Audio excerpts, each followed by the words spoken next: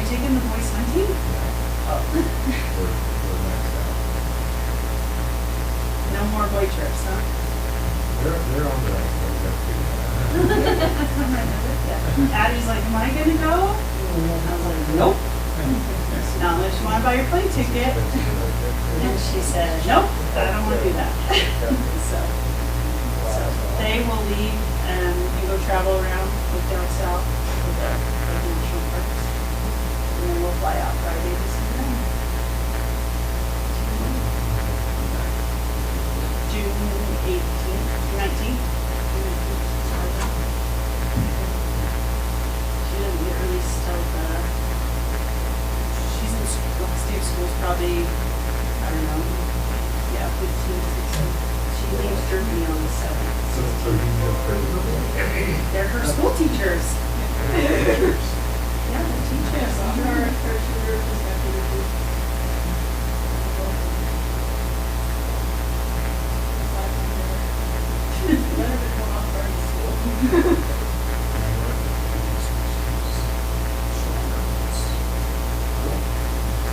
So are they staying? I live out that way. So John, Down the road. This or up the road? True. Not that close off. I go truck and I had some guns that they couldn't, they went away. I know Tyson showed up and he's like, dude, just talk about that all the time. So Come back in a few weeks. He said he'd come back in May. We should just go home. Is this how it? is this computer Well, That's a great idea. Oh, I don't know, shoot. Scott. After school. Oh, is that when you're going to Africa? No, Oh, okay. no. I have other commitments that day. Oh, okay, well. Does Tyson have commitments that day? Yes. Oh, is it hunting? Shed season opens? I knew it. I knew It would come, you just gotta give it a little bit. It would come. Yeah.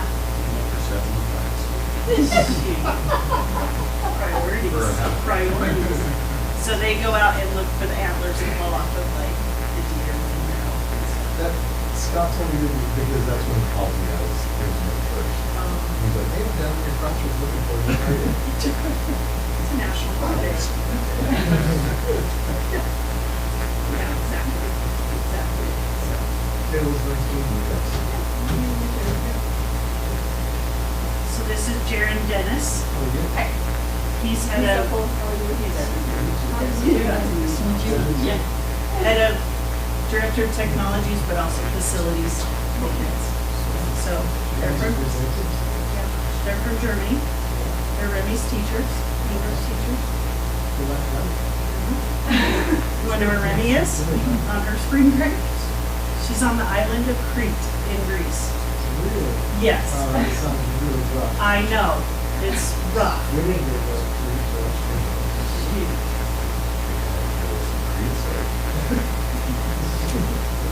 Yeah.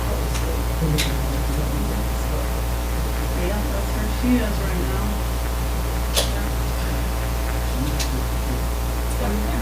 Just want to set it up. Let's just make sure everything's working good. Hi, how are you? I met your son the other day. Joe? Yeah. Joe? well, he's, Oh, well, he was out visiting with Dustin, and I was like, hey, I need help moving this furniture and that furniture. And he was like, okay. I did. I totally put him to work, so. This is John Williams. He's the financial officer for the school district. This is Sabrina. Thank you. She's from Germany. Thuringia, the state. And then this is Lisa, John Williams, also from Germany. So they came over here for their spring break. And they stopped by. And see, they're Remy's teachers. So the exchange that we're trying to get started. Very good.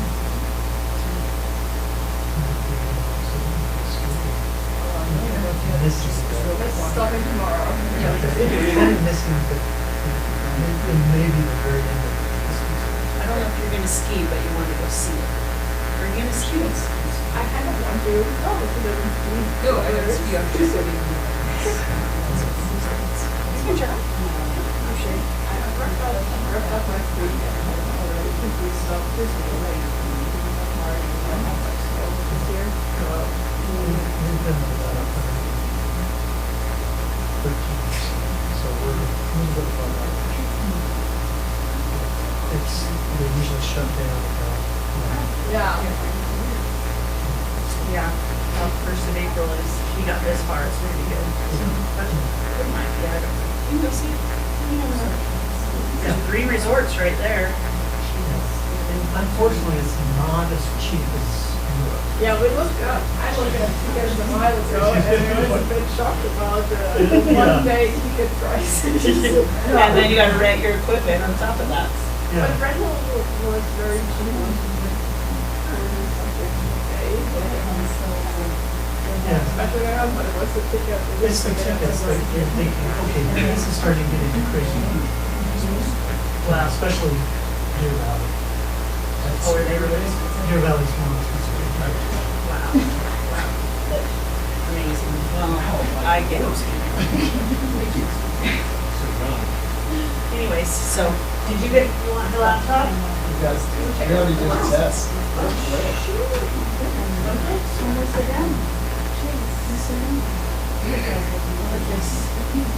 Whatever end.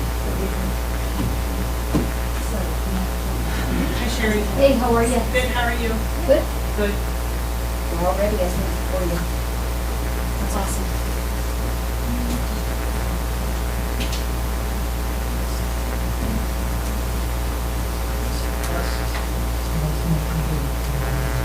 I'm so sorry.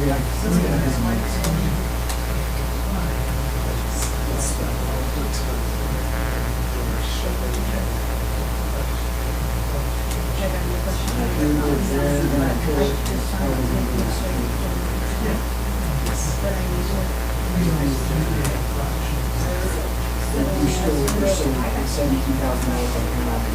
Just possibly.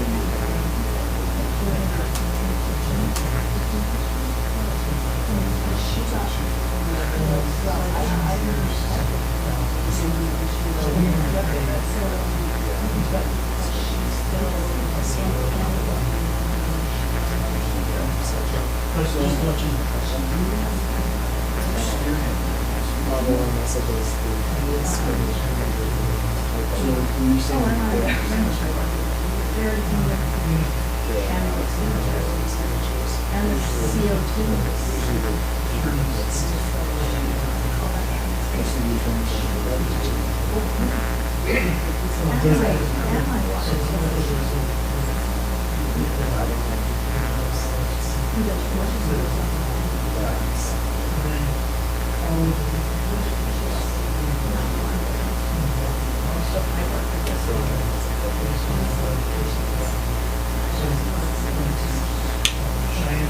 Yeah, same thing.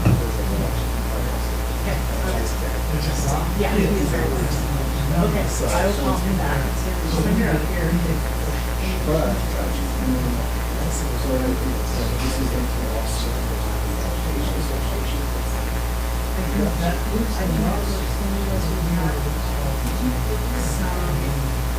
Power strips where they have plugged in right under the markings because of the new bridge.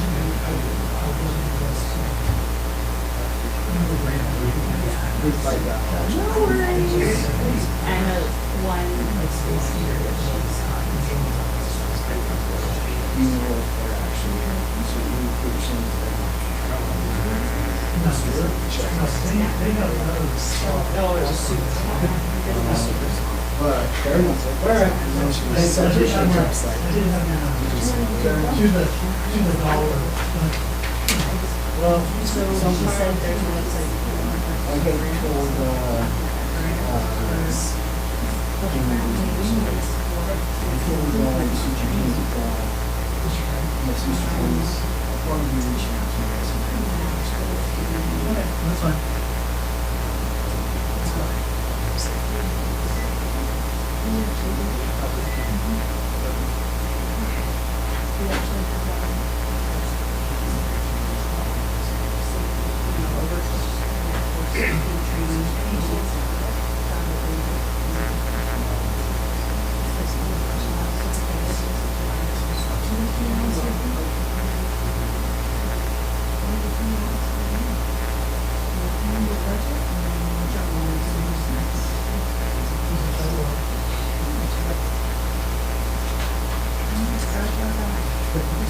hours.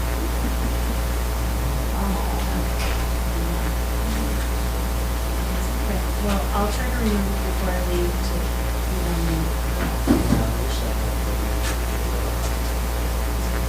Okay. Sweet. She's really good. Everybody will say a few words. Yours is huge though. Mine is pretty.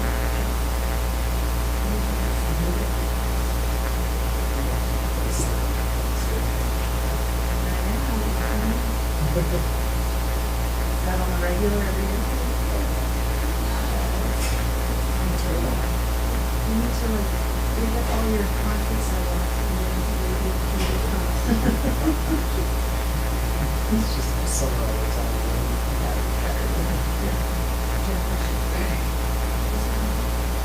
No. Oh, yes, and these two chairs. Or, actually, you can even stand right there. It just depends. Okay. You don't? So You don't have my to words here. I think I'm busy with what we're doing. That's what it's done. I can't do it. I'll tell you. They get a paper in transportation. They don't congregate. We'll just do it. They should. Next week. Not that we look for, like your coach. But they meet once a month. That's Tuesday. And then they're Should they have time? in the Should they have time? boards. Tuesday. Brian's on this board. And my office has a board. He's on that one. Then there's another one for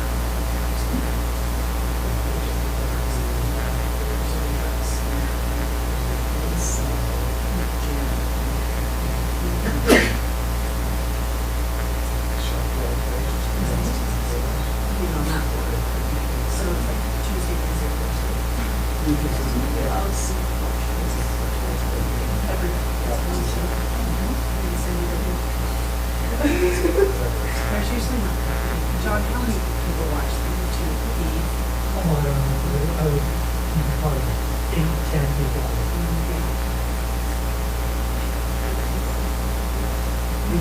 How many watch YouTube? Okay. Sometimes 6. I think There's more people in here than on YouTube. Yeah. Addie and I watch it On a sometimes. really good day, you might get 25. If there's Something something really really cool. cool that's happening. I don't think my presentation is going to draw that much. All right. Hey Sheila, how are you? Good. I do it once for and then once again.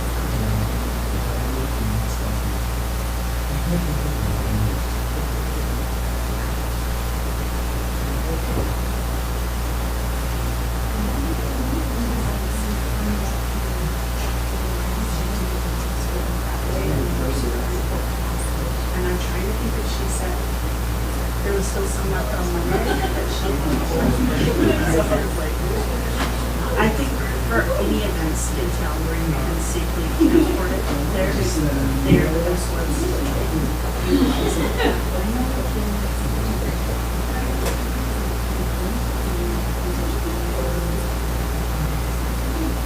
That's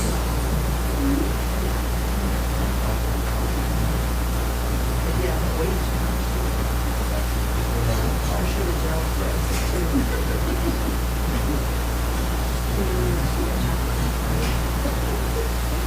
that went back.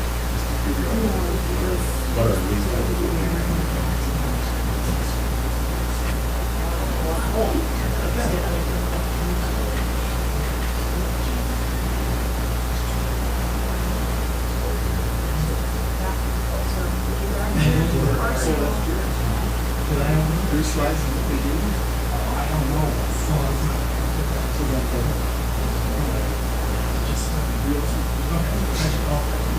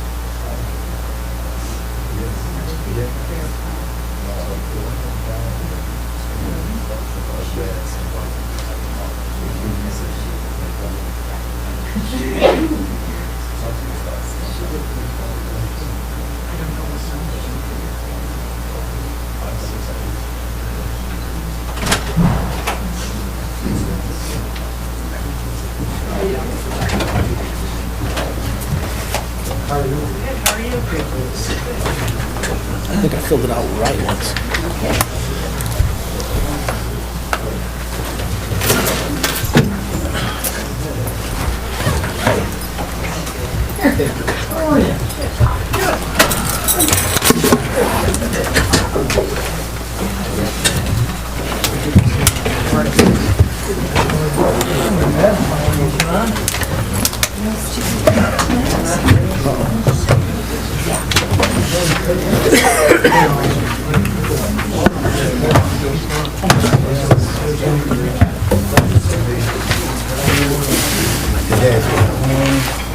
Oh.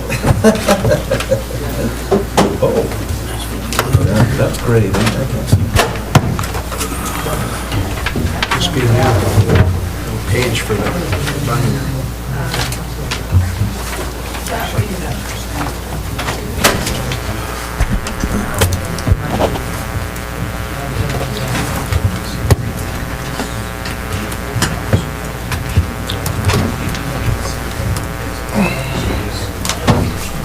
Alrighty, I think we are all here, so I would like to call to order the Uena County School District Number 1 Board of Trustees Board Meeting.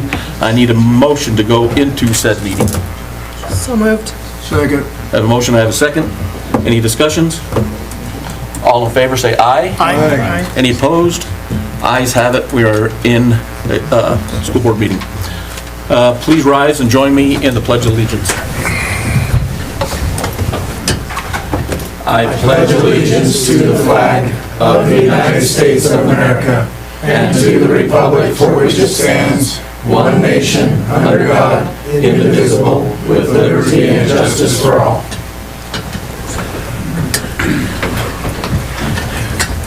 Thank you. If you're not from the United States, you're excused from having Oh, I was supposed to watch to see if you stood or not. Did they stand? Yes. Really? All right, thank you. Awesome. Thank you. Thank you. Really? Yes. Welcome to the United States. I need a motion to approve tonight's agenda as presented. So moved. Second that motion. Any discussion? All in favor say aye. Aye. Any opposed? Ayes have it. Motion carries. The agenda is approved. I need a motion to approve the consent agenda. Items A, minutes, B, payment of bills, C, approval of contracts for certified staff, and D, student privacy, CIPA, and FERPA, COPA compliance. So moved. I have a motion. Second. I have a second. Any discussion? All in favor say aye. Aye. Any opposed? Ayes have it. The consent agenda has been approved. We will now move on to our presentations. Chairman Peterson, members of the board, I'll introduce Marty Woodward, and she can introduce our visitors, so come on up.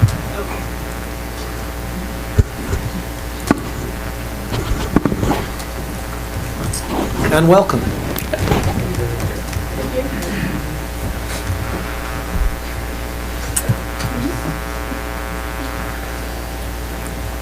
Chairman of the board and board members, I am Marty Woodward, and today we have two ladies who have traveled here from Germany on their spring break. What part? And what part? Yeah.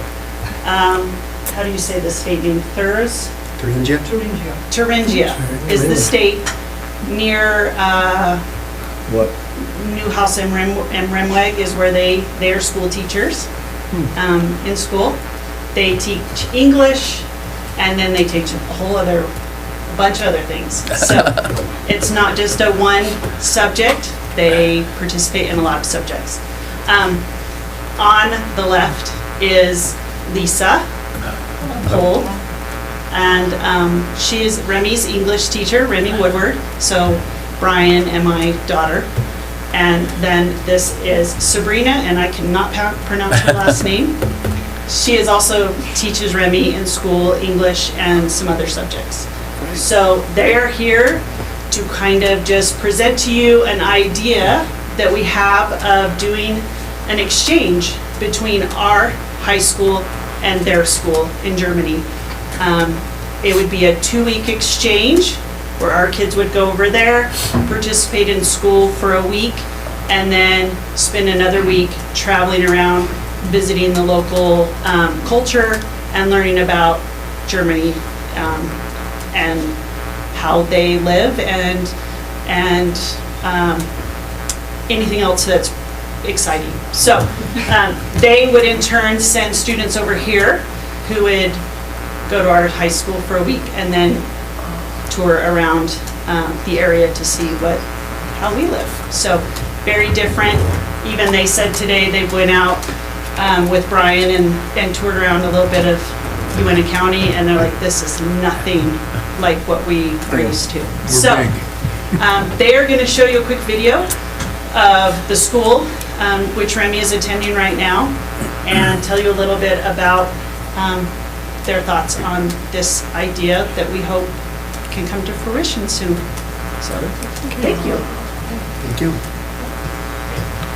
Thank you very much for the introduction. I'm Lisa Pohl. I'm Remy's tutor teacher and English teacher, and Sabrina's my colleague.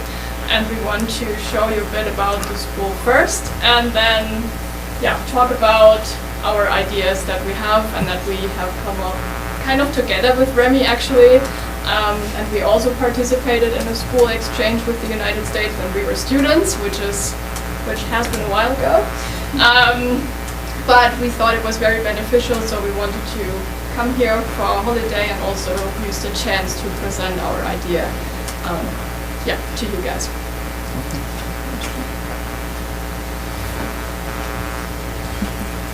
Das Rennsteig-Gymnasium in Neuhaus am Rennweg.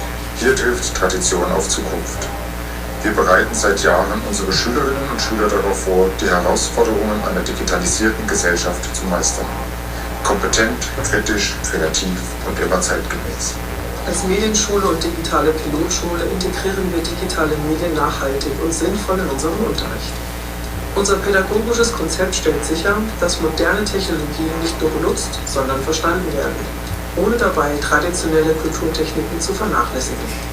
Unsere Lehrkräfte sind bestens geschult. Dank regelmäßiger Fortbildungen verfügen alle über die nötigen Qualifikationen, um digitale Medien gezielt im Unterricht einzusetzen und unsere Schüler optimal zu fördern.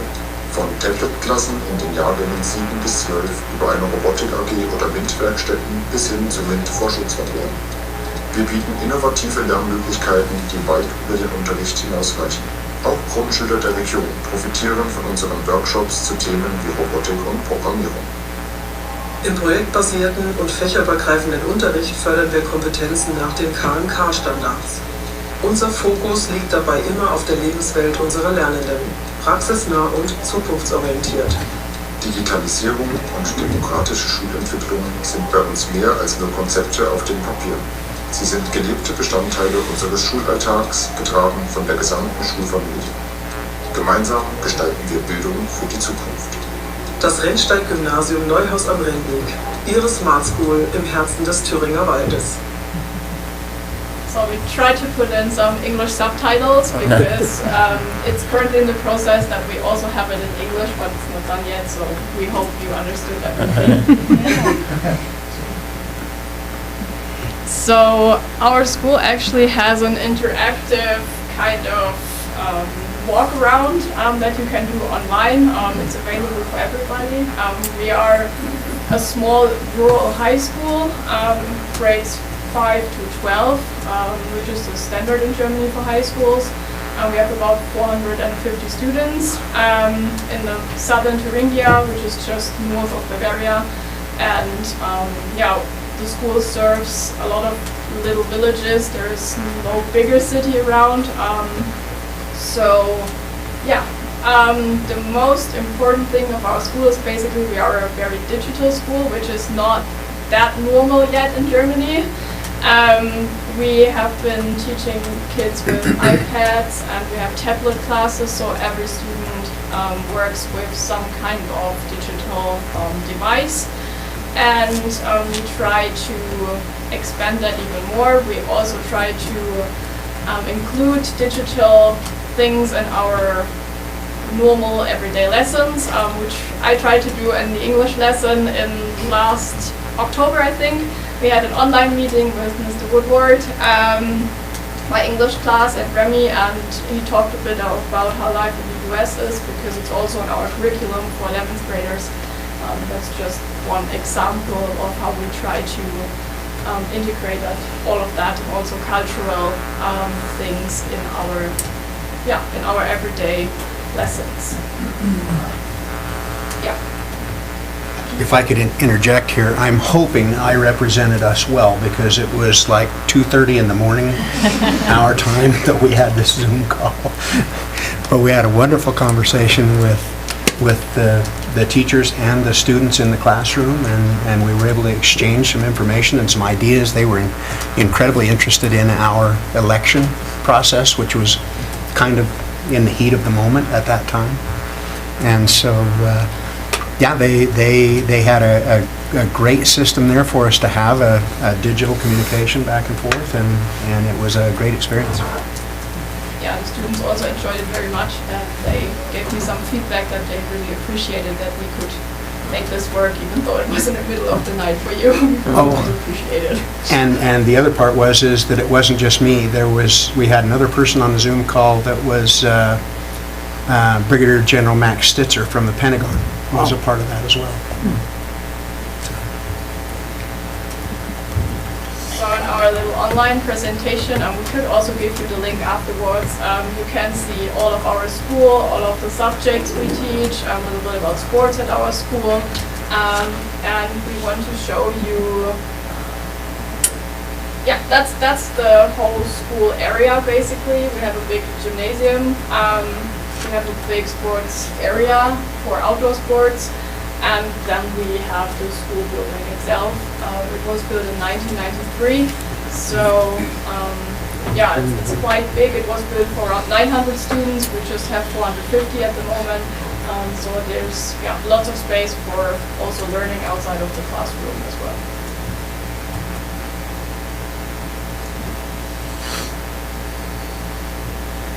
Yeah, we appreciate that you give us the chance to show our school. So there is lots of different things going on, obviously, but we want to focus on the international kind of part.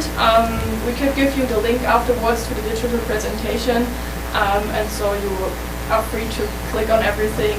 We try to keep it as updated as we can, and it's translated automatically, so sorry if not everything is completely right in the English kind of way, but we try our best.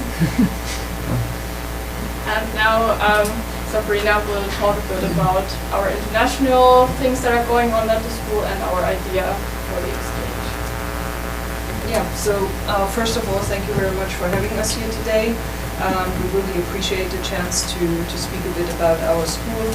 And as my colleague said, I would like to talk about our international things that we do at our school, because we are actually a school that often does international work, because we think that it is very important that our students do not just learn the culture from the books or out of the classrooms, but they should also get out into the world, and they should experience different cultures, and they should experience different things that they are not used to. So this is one of the goals that we have in our school, next to the digital things that we do. And as I said, I would like to talk about a bit about the things that we do in our school. So we have different exchanges and different opportunities for our students. For instance, we often do a ski course in Austria with smaller ones in class 7, and then also the bigger students in class 11. So as you could probably see, our school is in an area where we have snow, or sometimes even lots of snow, but we also take our students to visit different skiing areas, for instance, in Austria. So this is one part of our school.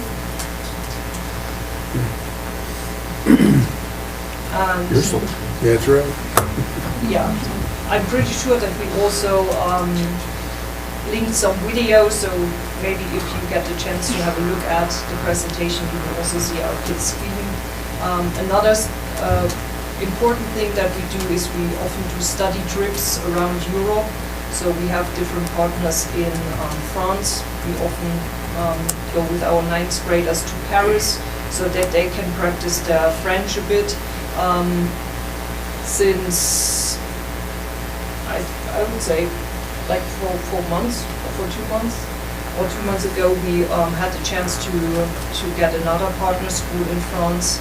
So they have been visiting us, and we have been working together with them digitally. And so this is a very important thing, that we think that we can have different schools across Europe. We often visit Great Britain in order to practice English, of course, with our students.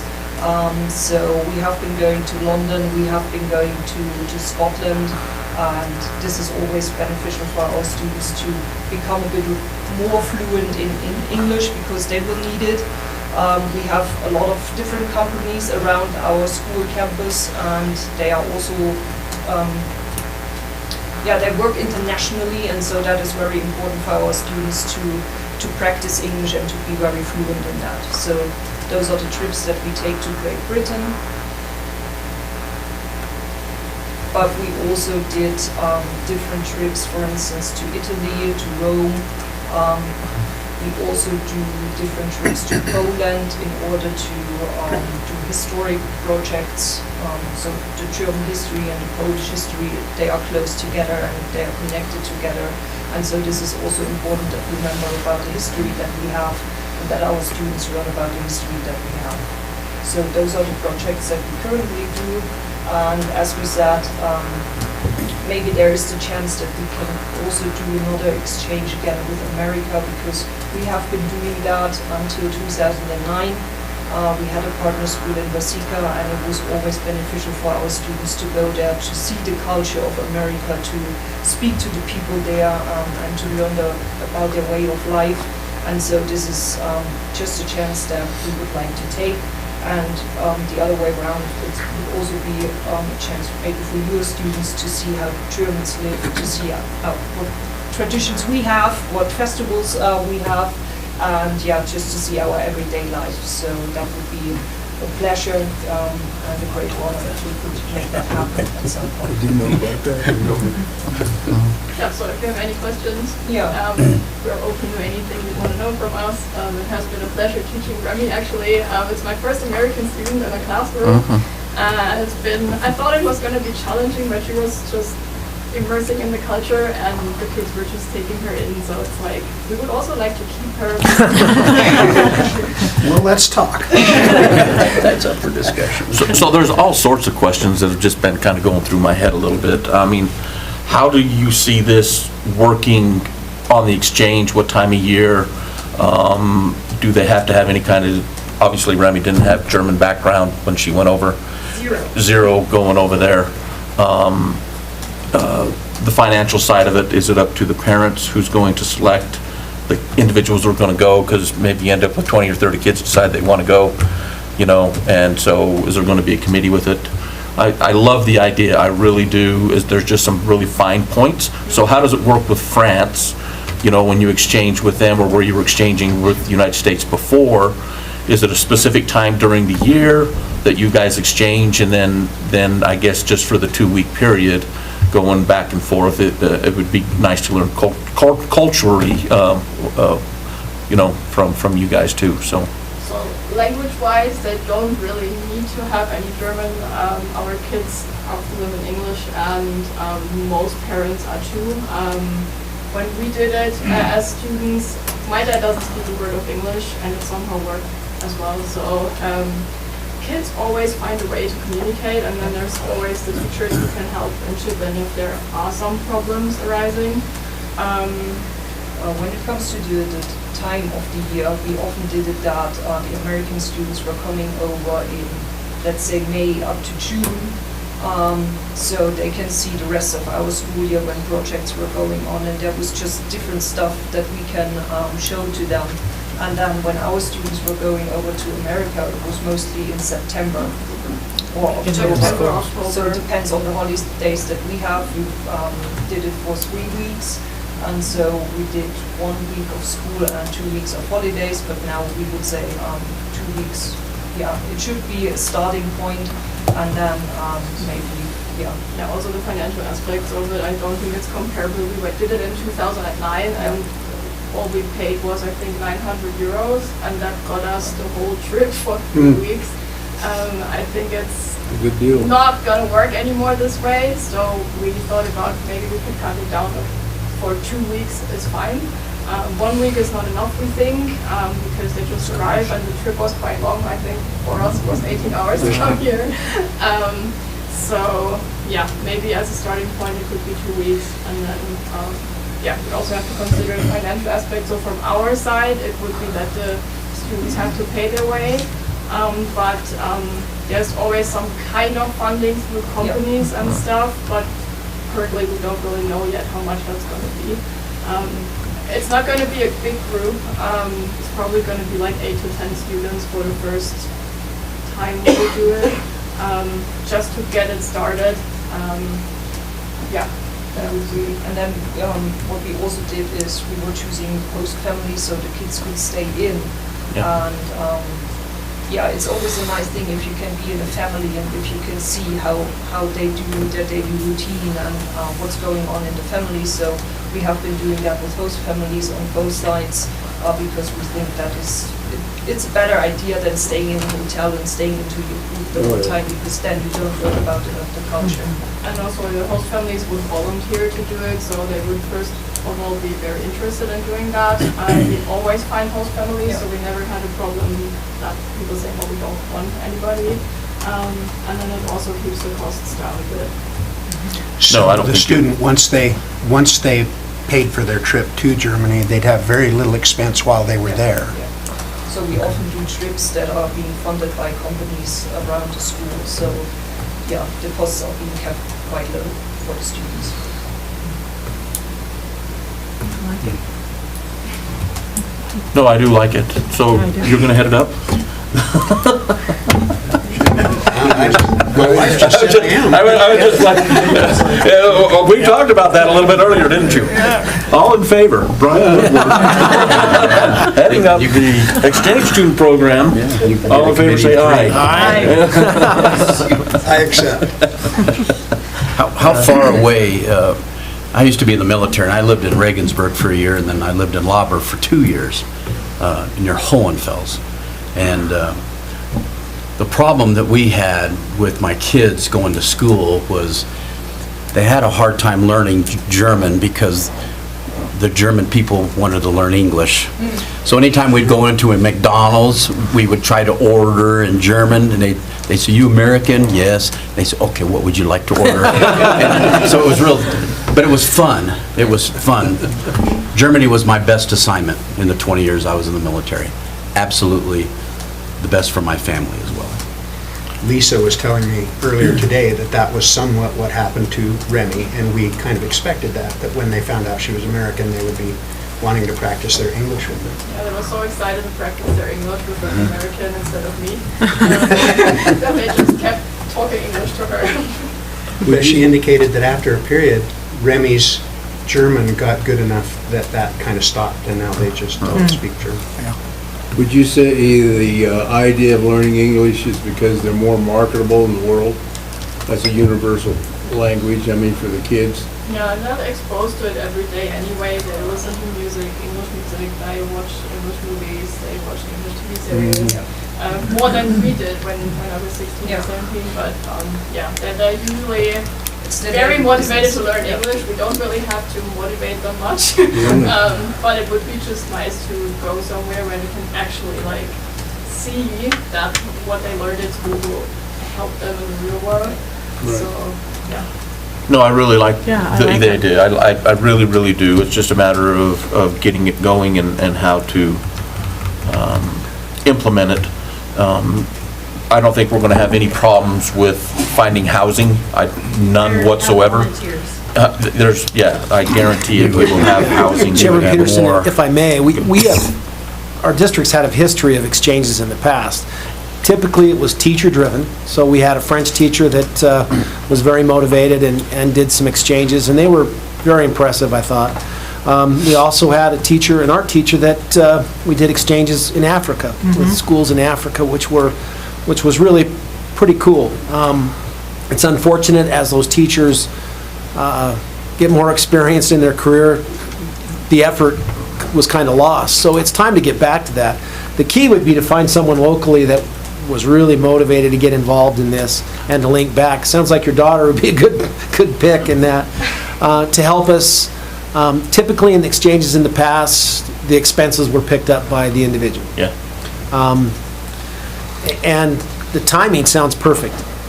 May, June is perfect for an exchange for us. And I think you'd find a lot of businesses here that would support those students financially. Chad Johnstone, I think, is fluent in German. Germany. He's fluent in Germany, he's all over the place. It's Yeah, so fluent in German. you need someone that was really motivated, that spearheaded, that get involved. And like I said, the teachers that have done it in the past were exceptional educators, and because it takes a great deal of work to make it work. So I'm excited. I think in terms of the program we offer our students, educational program, the thing that's missing is an international link. And it's not for every student, but it should be available to those students that are interested. Well, and like she was talking about, so we would send students over in May, but they would send students over in September? Yeah. Chairman Peterson? I think we would do it in June. June, yeah. When school is out. Oh, So as soon as school ends, they would go. So that we don't interfere in finals, we don't interfere in end-of-year activities, It's gardening season. and we wouldn't, it would just be better to finish school, then they could go there for 2 weeks, then come back, and then start their Some summer. years it's just Oh, onions. okay. Does that make sense? Yeah. Yep. Yep. Because I know it is important that they attend school. Yeah. So and there's- what age grade are we looking at? Are we looking sophomore through senior on it, or are we going to allow seniors to go if they've already graduated? We will allow them to go. Lisa, were you talking like 16 to 18? Yeah, so Usually for the- us, we would probably open it to 10, class 10 and up, so 16, age 10, 11, 12. Okay. Because I have to be a bit responsible first before they. I don't see any problem with allowing seniors to go. Okay, I just didn't know. You could open it to them, I don't know if you're going to get a bunch of them. Maybe it would be cool for their senior trip. Well, and the educational benefit would be for the sophomores and juniors, I think. Correct. Yeah. I agree. Would there be some sort of requirement as to, you got to have a certain GPA? Eligibility, I would say, would be... There's got to be some requirements. Eligibility, I think we do that through the activities. Yes, we do. So, Mr. O'Neill would be the one to O'Neill. approve. How's your German, Mr. eligibility. O'Neill? My grandmother's maiden name is Fry, so I have that connection. There you go. Well, then, I guess there's another person on the committee. All those in favor? The ayes outweigh the noes. So, If I could make one note, I Google it, I didn't mean to interrupt, but Germany is always in the top 10 in education in the world. Always.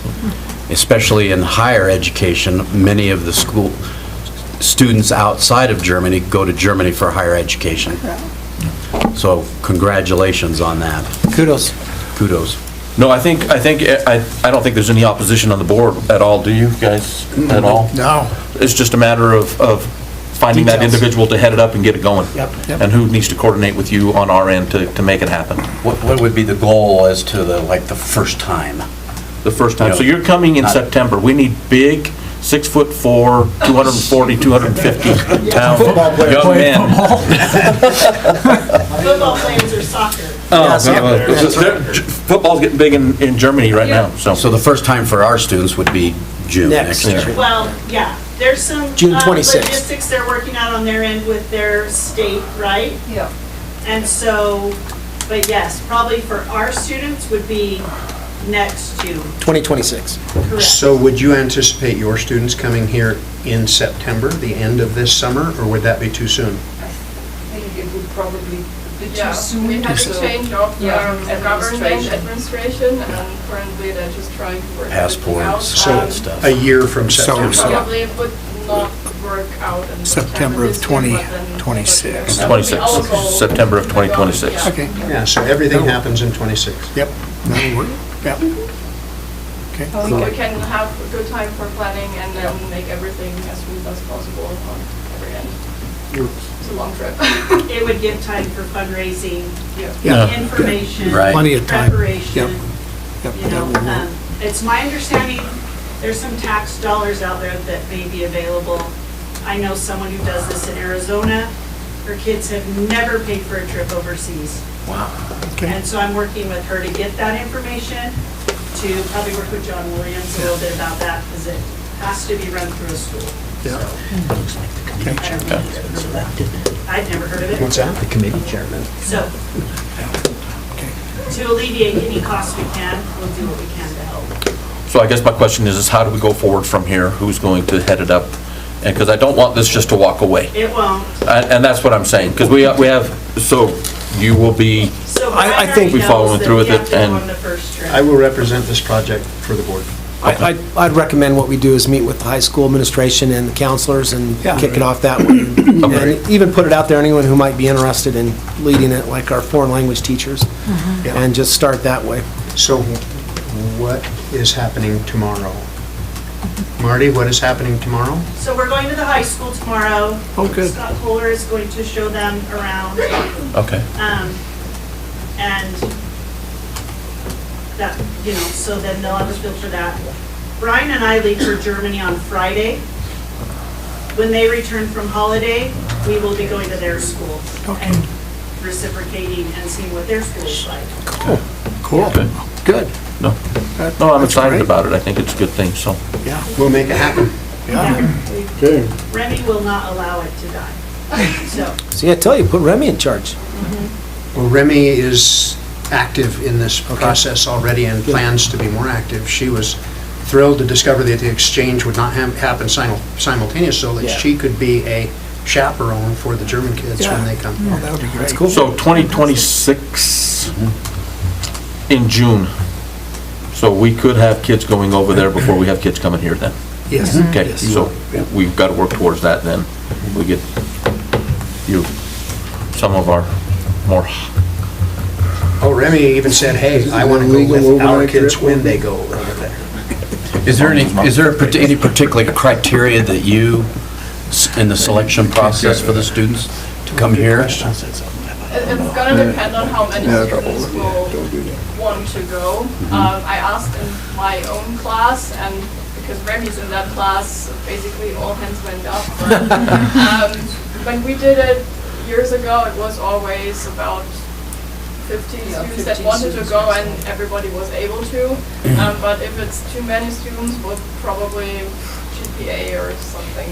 Yeah, you can't have Yeah, that. we thought about doing a short application. Maybe form. also doing an interview, what their motivation is for going. So, yeah, there has to be some sort of selection process for us too. I have a question. So when you go back, what will you tell the students that Evanston, Wyoming is like when they ask you, what is it like there? What will you tell them? A lot of landscape, a lot of like white fields and stuff. We talked to Brian today and said that it's not like this for us. We have towns everywhere, so it's closer together. You know, more people. But everyone is so nice and a lot of hospitality and kind people, so that's basically what we take. Good, good. All right. So I took them out by the Carter interchange today and took them up on top of a mountain and let them look in every direction as far as the eye could see, and there were no towns. No, no, no. We like it that way. Yep. We did like that, actually. so any questions for us at all? Not at the moment, I guess. Okay. We will probably have different chats with Brian and Marty Yes. to get that going. Great. And we will tell our principal at school what we talked about today, and I'm He's pretty on sure, board, he's pretty on board with it because he wants to keep it going as well. So everyone from our end is also pretty excited. Great. Tell him if he comes, we can take him fishing. We Yeah. have pretty good fishermen in our group. Yeah. Oh, stop it. Oh, stop He was talking to you. He wasn't talking about me? No. I got pictures with Bobby Knight. How'd that work out for you? Well, not so good. He's kind of a mean man, but it was something I could say. Thank you very much. Yeah, thank Yeah, you. thank you. Thank you so much for doing this. Very It's exciting. part of your vacation to come here and Thank you. talk to us. Nice to meet you. Nice to meet you too. So is there any American food you wanted to try while you're here? They tried burgers. They tried Jody's Diner last night. It had bacon cheeseburgers. That's Americana. So have Brian take you to Bon Rico's. Whatever you want. Whatever you like. Get the country cut, because it's the best flavored one. You're such a nice... You were nice. We are. That's why you're going to do it. That's a good one. Nice to meet you. Thank you so much. Thank you. Bye. All right, we will now move on to our operational budget presentation. Mr. Dennis. Chairman Peterson, members of the board, I would like to introduce Jaron Dennis to the group. Jaron, time's yours. Appreciate that, Superintendent Thomas, members of the board. I don't know how you top that. I guess I could offer you a 2-week exchange in my department. I don't have any pretty pictures to share of the beautiful Alps and some skiing opportunities. You gonna switch with me, Jaron, right now? Yeah. I'll switch See, you you're right now. cabin right now. I'll switch you right now for the next 2 weeks. That's exciting. What a great opportunity for our students and for their students. What a cool thing. So thank you, Mr. Woodward, for that. So Facilities Technology Department. I've told everybody I'm going to try to keep this with under 8 minutes, 9 minutes. That's a minute a slide. So if we can keep our questions within that time frame as well. So that'll be really good. Just a big shout out, thank you to our superintendents, to you as members of our board for all your support with our facilities, warehouse, technology, custodial. I can't stand up here and just not thank them. Each one of them do an amazing job. It's amazing how many times we'll get individuals outside of our community who come into our buildings and they'll say, how old is this building? And I'll say, well, the high school is 40 years old. And they're like, oh, I would have guessed that this is only a 15-year-old building, because our facilities do look really, really good. That's not to say they don't have their little issues and problems, but these individuals have done a tremendous job in what they do. I know every year I kind of show you this, but I think the information is really kind of interesting as you look at just what takes place. Just the number of paper towels, toilet paper that's used. I should have put eggs up this year, but I know that would have gone more with Sheila. But there's just a lot that goes on to make a school work, and not only throughout the day, but all of the activities that happen in the evening, both what our school does and then our community, and so all of the things that take place. 13,650 pounds of ice melt is put down. We could probably triple that and still not have enough ice melt to try to take care of what happens in the winter and all the slips and falls. Looking at that, almost 1 million square feet is what our custodians clean each and every night. It's less than 60 individuals who go over 1 million square feet, and so kudos to them and the work that they do. 468 rooms, that's a lot of spaces, and so really appreciate again their work. I know it's hard for you to kind of see this if you're looking at it from your own device. This is just a snapshot of just the work order system from both the technology and facility side on the work orders. You see that we had over 9,000 work orders created in the last year, and of that, you look at the first bar or the first pie chart there, it says 51% completed, and the reason why that one's completed is because the next ones talk about maybe completed on time or after the time. So 20% are completed overdue, which means, and most of our time frame for most of our work orders is about a week. We strive to get them done within a week, but with parts that may be needed to be ordered or waiting on other things, that's where that other percentage comes in. And so our staff does a tremendous job in the completion and the work orders that they do. This is how we're able to follow and make sure things are going well. And so we're constantly reminding our staff, our teachers, our paras, everybody involved, hey, if you're having an issue, please do a work order, because this is what happens.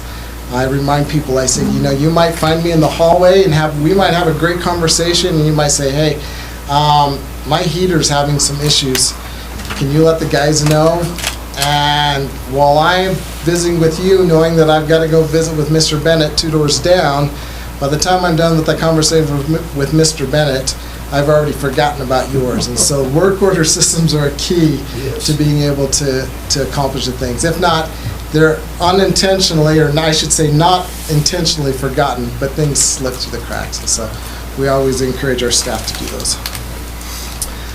Accomplishments over the summer of 2024 into 2025. We replaced the Clark gym lights, the EHS gym lights. Those were just done last week.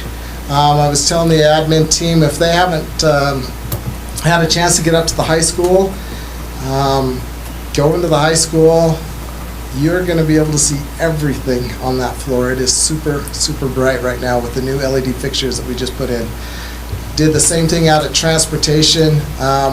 Travis didn't realize what was on the floor after we put those new lights on. He could see everything happening there. As we did the big remodel at North last year, we also did their gym lights into the new LED fixtures. They got a new gym floor. Then went through the classrooms with new hallway and classroom flooring. And then their office got a huge remodel in the things that they did. At the same time, we had the high school outside water line project that took place, and that was in partnership with the city of Evanston, and has been a wonderful thing. And then we did probably about 3/4 of the front panels of stucco there on the front of the high school, which I think made a dramatic difference in kind of how that looked. Our goal is to be able to complete that project this next summer. The reason we didn't do it all last summer is there's about a $50,000 asbestos abatement that we need to do. So we'll abate those panels, and then we'll complete the stucco project from there. And then did the Aspen controls upgrade, which was basically the controls for their heating system. So as we look at this upcoming summer, this is just the beginnings. A lot of these we're in the process of bidding or waiting for final projects. We're looking at replacing the PE lockers at Davis Middle School. We were awarded last year through the state component level funding, and so you see DMS electrical system. This is going to be a component level state project. They gave us roughly about somewhere between $2 to $3 million to go through and do any electrical upgrades. And so we'll be looking at replacing all of their light fixtures to new LED outlets, systems related to the electrical system. So we've got several of our IT closets, so we'll actually move over so that they're on generated power. So quite extensive work. That'll also include hopefully upgrade to their auditorium lights and house lights. And one thing I've asked the state to include is the fire alarm system. They actually separated that out, but we're hoping that they'll also include the fire alarm system into that. So working on that. Just finished with the electrical engineer who came and did a walkthrough, and we just submitted that to the state last week. We've got some duct work to do at Davis. Some of that 40-year-old duct work has gotten to the point where it's starting to collapse. So we've got to rework that. We're working on, right now, the Aspen fire alarm is with the state fire marshal. So we're waiting to hear back from them. Once that has the stamp of approval, we'll go out to bid for that. EHS auditorium lighting. This has been a project I've been working on since last October, trying to get individuals. I had a group out of Salt Lake finally come up and do a walkthrough in January, and now I'm actually been calling them every week to try to say, hey, I've got a carrot to table here, have some money, will you please give me your quote? So still working with them on that. So we talked about the EHS stucco. We're going to do a little bit of an addition to the EHS locker room with the PE. Working on a second UME timeout room.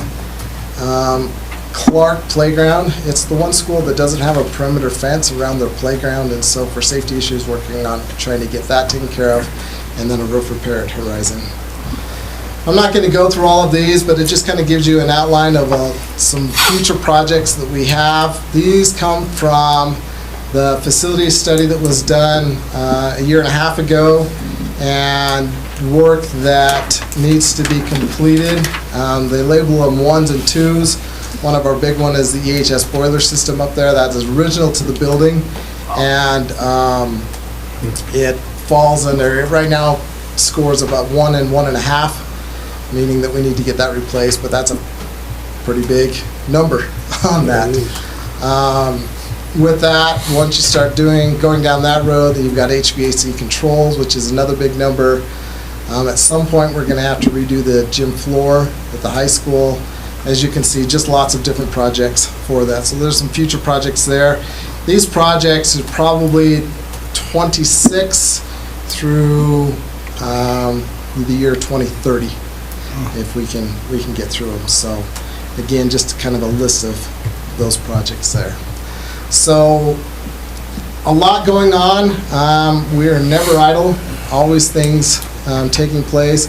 I know I didn't talk a lot about what's going on the tech side, but with technology, there's always things we're in mind of. The big thing for technology is really centered around all the work with cybersecurity.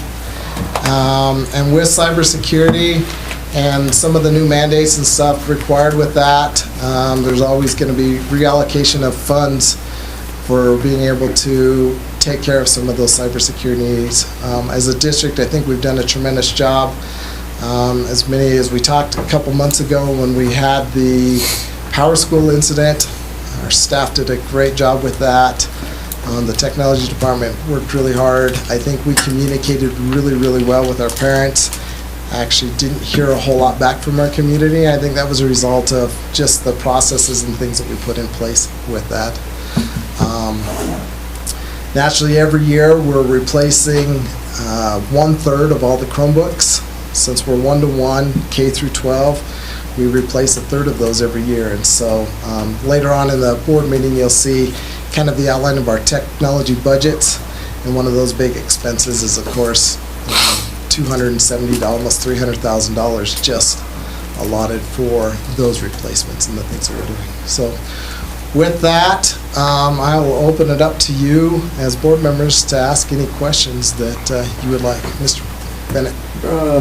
Those parking lots, those figures, the cost, are you redoing the asphalt, is that what it is, the whole thing, the whole 9 yards? Depending on where it's at. I was looking at this year completing just the remainder of Red Devil Drive in the south parking lot. Okay. And that bid came in at almost $480,000. Just Red Devil Mr. Drive. Peterson can attest, asphalt has gone up. I mean, and there are times that we can do what's called a mill, but these ones need to be actually taken out completely, have the road base recompacted, just make sure everything's good. When you have a really good base layer, things work well. When So you don't have a really good base layer. Take all the asphalt out, Yep. and do the whole 9 yards? Yep. Okay, that's a no. So Okay. it's Just wondering. it's expensive. Oh, I imagine. It's ridiculous. So, Jaron, do you have any feel of what your major maintenance budget will be for this next year?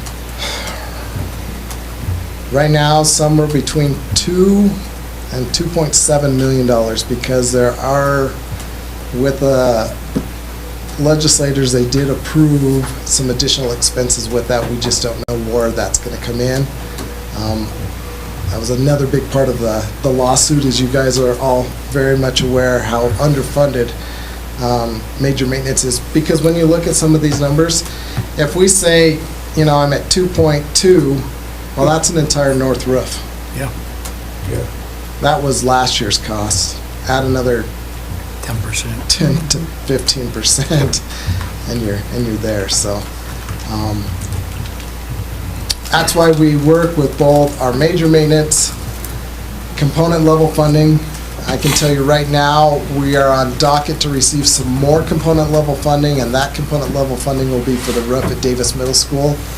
We'll know about that either the summer of 2026 or 2027, and then we have about a year to go through that process. It's hard to plan when you don't know for sure, and so we don't expend any funds until we know for sure what those are. So you have major maintenance, component level funding, of course, then the general funding that we have is how we take care of from the maintenance side. I think we talked maybe last summer, last fall, about that north in the road that goes there, where all the trees have fallen down. And you were working with the city at that time, I think. Any progress? So what Mr. Wheeler's referring to, if you've been to North Elementary and been along Washington Street, there's a retention pond, well, kind of a retention, at the time it was a retention pond. Yeah, it's not. And now we actually just have water flowing through that all the time. It's become kind of a safety issue, and so we've started the work of being able to actually reclaim all of that area, seeing if we could just put a culvert over all of that, and then resod, reclaim that to the best we are. So right now, we've had conversations with the city, currently reaching out to the state because it's going to become something that the state's going to need to be involved with. Because of where that water's being rediverted from. And so that's probably going to be a year-long process just going through that. But our goal is to clear out all of those trees and just make that a lot safer. Used to be the water just trickled through there when the canal was open, but now it seems to be that water's constantly going through there, and a lot more than what used to go through there.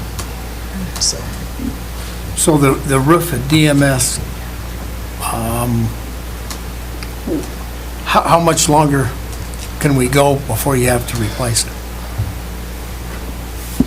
It's a 1 right now.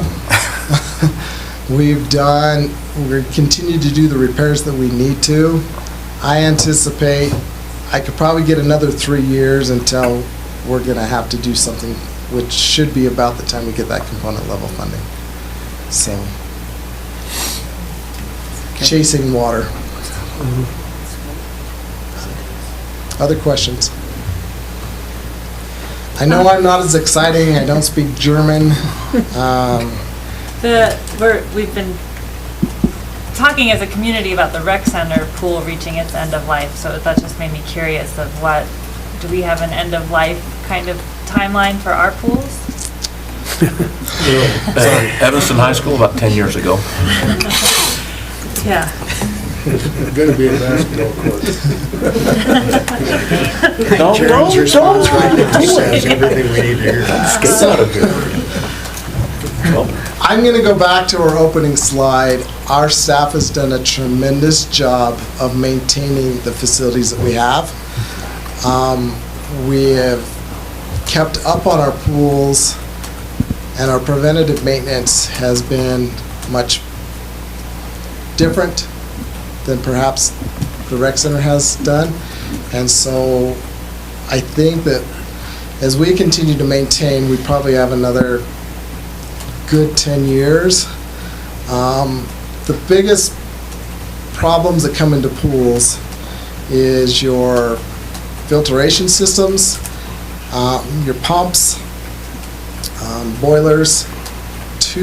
Last year, we replaced the boiler at the Davis pool. I just had the pump go out this year, which was about a $12,000 pump. Fortunately, I keep one on hand, and so as soon as that one went out, we took that one down to Salt Lake to get rebuilt, so it's ready the next time. So we do a good job, but like anything, there is a life expectancy. The high school pool, again, built at the same time. Both of these pools are getting close to 50 years old. We'll continue to maintain until we can't, and then look at some other options. I have one other question, and this is something that the public sees. I don't know how long it's going on. The only reason I know is 'cause I got grandkids involved, but at Aspen Fields for soccer, last year that was the biggest damn joke I've ever seen, and it was like, whose fault is it? And we couldn't get the dadgum field watered. And so those kids played on dirt and They're tough now. tough. It's awesome. So I guess you're aware of that. And I So don't my know how much they're- recommendation, members of the board, is in May, you will have an opportunity to visit with Kim. And it is the Park and Rec's responsibility as part of their job to maintain the Aspen fields and the grass around Aspen And Elementary. of course, they blamed us for not getting the parts, so we need to get that straight. So I would definitely pose that question to We Kim as will. well. I will, I've been asked by the principal, Mr. Peterson, to do the same thing, and so we are going to continue to be upon them and say, hey, we'd like a better outcome than what we've seen the last 4 or 5 years Yes. when it comes to the care and maintenance of that. And that field gets a lot of use. A lot of use. Year round with skiing too. Yeah. I have a comment. Points all well taken. Brian and I will convey the concerns at the rec board meeting on Thursday. Good. So that... Appreciate that. Absolutely, because that needs to be... It sounds to me like we need to address the issue of having a situation where one party blames the other because they're waiting for something to happen. Yeah, no, yeah. So if they're blaming us because they were waiting on parts, then we need to make an adjustment of some kind there so that we don't get in that situation again. Yep. And so... And I had a conversation with Kim. I said, never wait on parts. Call me. Yeah. We'll get whatever we need, but we cannot have this go this way. Just so you know, again, a part of the agreement starting this year, they were taking care of Aspen as well as the EMS football field. EMS football field now comes under us, which we're excited for. We'll begin that maintenance this spring with that. And so whatever you as a board feel we need to do in that regard, and I appreciate Mr. Wheeler, Mr. Woodward taking that to the Parks and Rec Board and expressing our concern with that. That'd be great. Good. Thank you to your Thank you. staff. Amazing. Yeah. Awesome. Thank you. We will now move on to our discussion items. Mr. Thomas. Give me a second here to fire up. While we're waiting, you know what would be really nice? It's like a soccer complex. What would be nice? Indoor. We got one, indoor. Yeah, it's called the... It's called the Bubbles. The Bubbles. No, I mean like, I don't know, some area.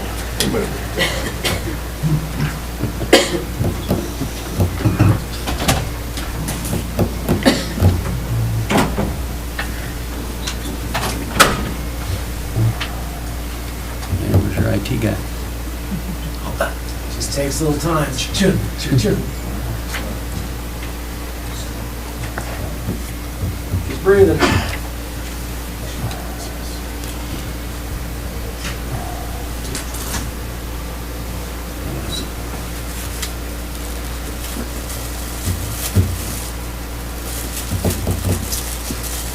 Chairman Peterson, members of the board, this is going to be really quick in terms of the budget update. But what I wanted to start with is you should have all received this document from LSO, allowing the school board to present it. If you don't have it, let me know, I'll get you a copy.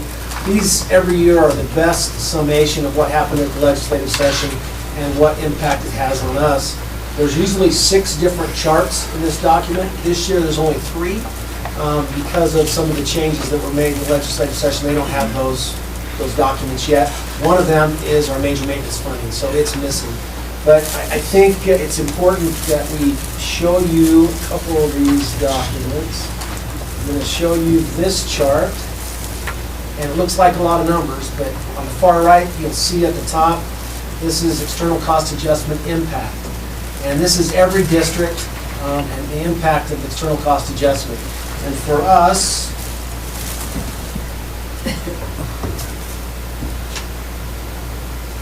we are right here at $1,740,000. Now this is an LSO estimate. In other words, their best guess. But we have something much better than LSO. John actually takes these figures from the 400 to 100, and he puts them into a budget that actually takes our employees with their salaries and all of our budgets and calculates and estimates where we are. Our estimate is about 1.6, maybe a little bit more in terms of new money that will come into the district. That's great news, especially since we were looking at half of that for the whole legislative session until last week. So if you take $1.6 million and you put that into a budget like we do, 85% of that would go to salaries and benefits. So $1.3 million is available for salaries and benefits, which is exciting. And that's really the starting point. There are some caveats to this that this doesn't show, one of which is we know that the money that we get for health insurance will be about $70,000 less than last year because of some of the games that have been played in the state. So that's a little disappointing. No new money, $70,000 less for the funds that we provide for health insurance. So health insurance is pretty critical to us. By the way, tomorrow we will have our consultants that will present to the Health Insurance Committee. You're all welcome to attend if you would like. If more than 4 of you are coming, you need to let me know.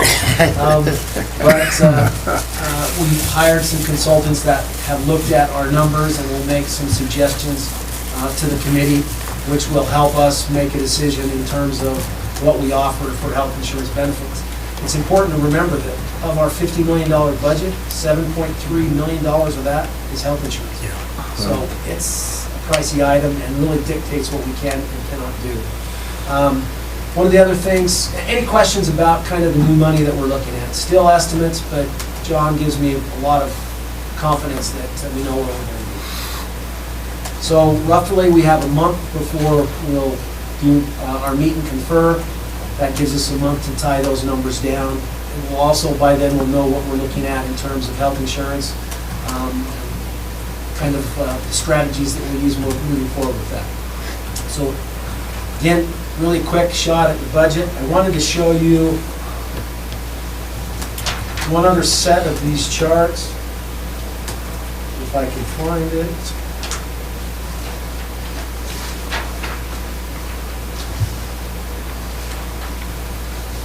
It's one of these.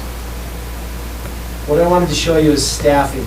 One of the most interesting parts of these budgets is they actually show staff for the entire state. So this is just the bottom half of that chart, and you can see, here's Evanston.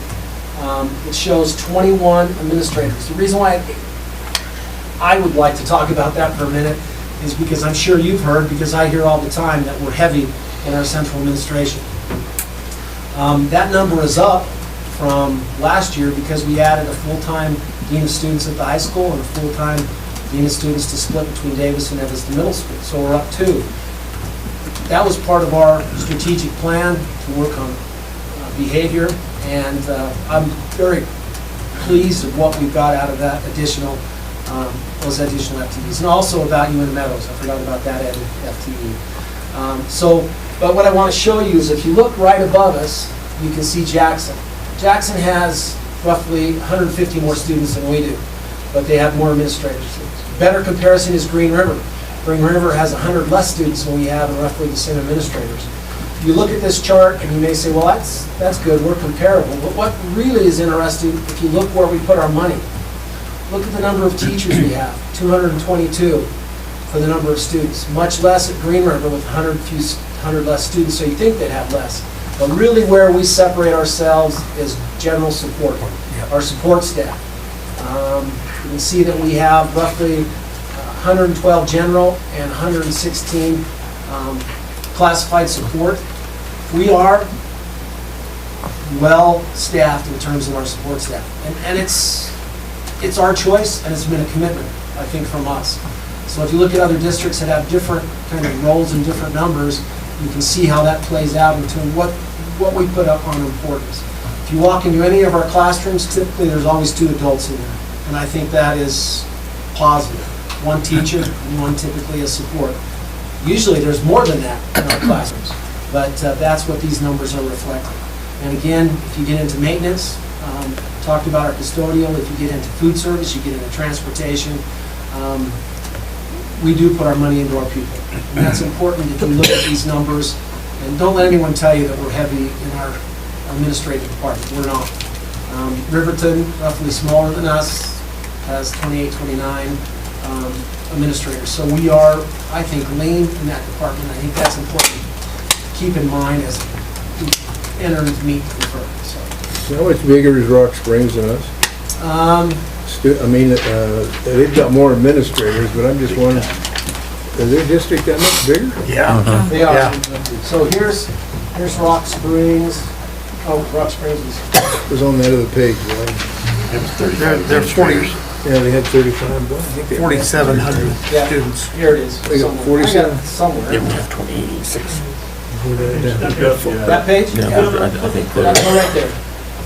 almost double. what we I have. got all my pages last time. High school's I got- 750 kids, they got There 1,500, you go. 1,800 kids in high school. So Rock Springs has 5,400 kids. Wow. So they are much bigger than us. I didn't think they'd And if that you big. notice, their staffing is Yeah. way down. It's not because they choose to do it, because they can't staff their positions they need. So interesting differences in our district. Yeah. That's another important fact is we are unique.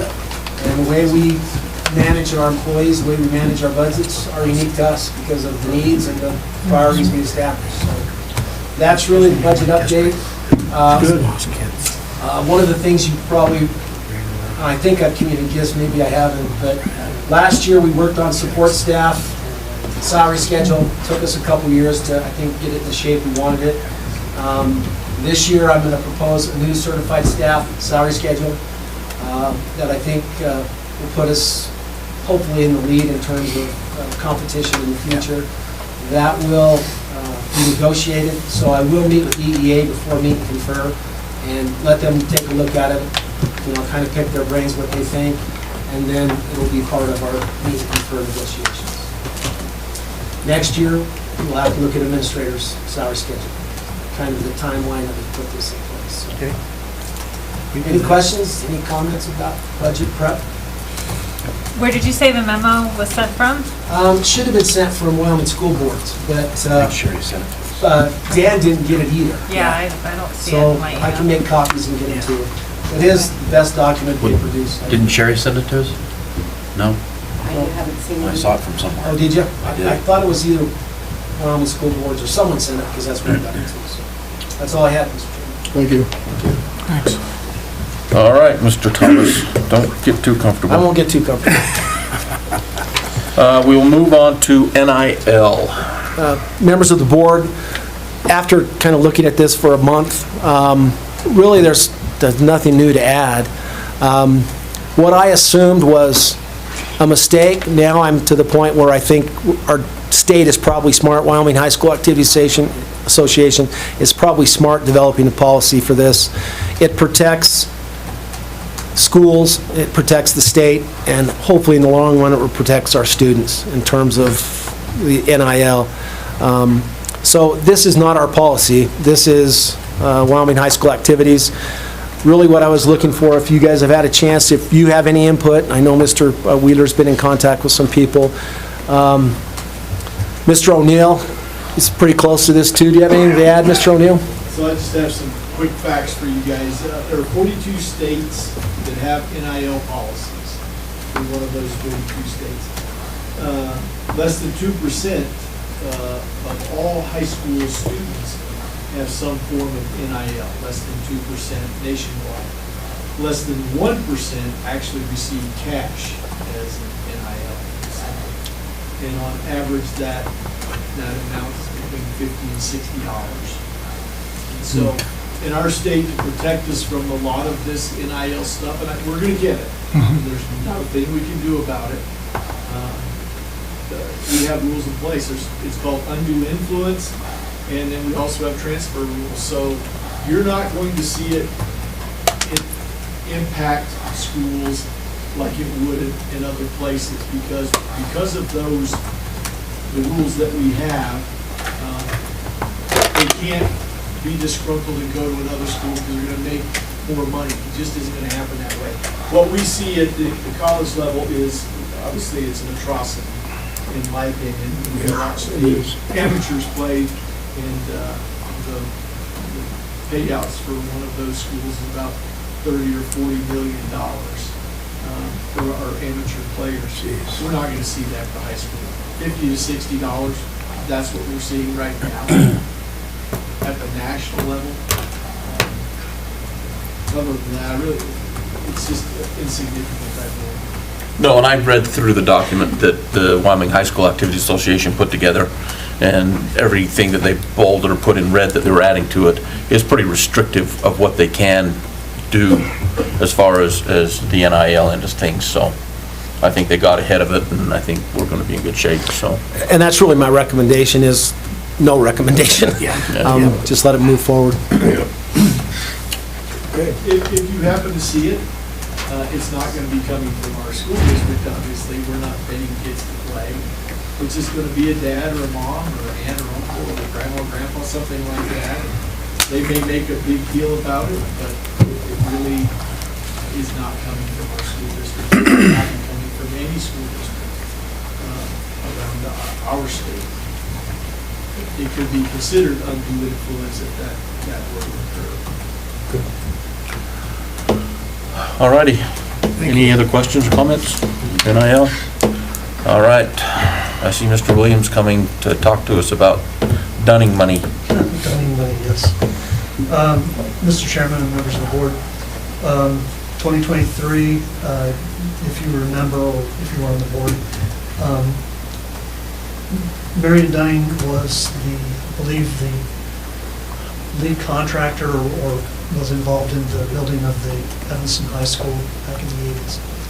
He took out a life insurance policy, and he has bequeathed at his passing a life insurance policy of $23,910.95 plus interest. I have not received any direction from his family, but other than the fact that it is in the other scholarship thing. So I'm asking the board to act as the proxy decision maker on what do you want to do with it. And so I outlined in the memo, you need to decide, all right, are you going to be the ones to make the choice? Do you want to defer it to the high school? They have a scholarship committee, and they do that. Do you want to direct that scholarship committee so that it is a principle-based, which is the main corpus of the body, or interest-based, which means, hey, you only spend, you just spend what the interest is derived on that. Do you want to make it so that it's, the class of 2025, woo, if you're graduating that year, you get the whole thing, or do you want to spread this out? So those are kind of the ideas. So as I seen that come forward, I did do some thinking about it and kind of talked a little bit about it in the executive session. And my thought personally, and then there were some other opinions, was I think the funds need to be extended as much as we can, but just not be interest-based, right? Because we need to be able to make the scholarship at least somewhat usable, right? That it's just not throwaway money for a kid. We've also talked about who should be the recipient of it. And in my own personal opinion, and there was a couple other ones that I agree with as well, was that it should go to, call it whatever you want, the Dunning attitude and effort, which would be individual kids that aren't the ones, the salutatorians, the valedictorians, the ones that are normally getting the scholarships, but it's going to be those individuals that have the right attitude and the effort, but just can't get over that hump and has put forth the effort to try to better themselves in school. The other thing that was brought up at that point was there was on the vocational side of maybe going down that route and maybe going through the CTE and providing a scholarship on that end as well. So we've had some discussions, and I'm going to open it up to the rest of the board to maybe talk a little bit about what we discussed earlier, and maybe we can come up with some kind of a, I don't want to say a resolution tonight on the way things were going to happen, but we can maybe vote on something in the next month or two, so. Thank you. You pretty well said it. Yeah, you Oh, covered. I did, I covered spoke our for everybody discussion. again. Well, Chairman Peterson, members of the board, what I'd recommend is to take the points that we've talked about, meet with the high school, the scholarship committee, kind of start laying some groundwork and on the, kind of exactly the things that John indicated here, the amount, who will decide, and come back to the board and make a presentation as this is what the Dunning Scholarship will look like in the future, and who will actually select the candidates, the selection process, all the things that we have to make decisions on before we can get these scholarships out. So do you think we should start through Kohler? Bishop Kohler, I went it again. Yes. Yes. I'll meet with the high school and the counselors and the scholarship committee. They are the experts in this. They, Who's going to contact the family? Yeah, that's what so how this is going to. I'm aware that Mrs. Dunning is alive, but the last I heard was that she didn't have any direction. And that's what we'll do It's is, kind of been a punt. Okay, now it's to the board, and what I'm asking is, how do you want to do it? If you want to make the decisions, or you want to say, hey, send it off to the scholarship committee, whatever. It just, you're the process. Yeah, I think we kind of got a foundation of it. It's just a matter of talking with the high school at that point. And I don't know, do we talk to Principal Kohler first, or do we want to? yeah, I'll just meet with him, and he'll put the group together, and we'll just meet with all of them and go through it. And like I said, they're the experts. They know the scholarships that are out there, who's available, how they're picked, and we'll just get that information to you and also make sure the Dunning family are aware of what we're proposing. So you kind of know what we are looking for, so we don't need to have anybody from the board meeting with you guys at this point? Nope. And when I get those set up, I'll make sure you guys are invited. Okay. Ken? Only four. Only four. Oh, yeah. At least. Yeah, so, thank you. Thank you. Okay, no more discussion items. We will now move on to public comments.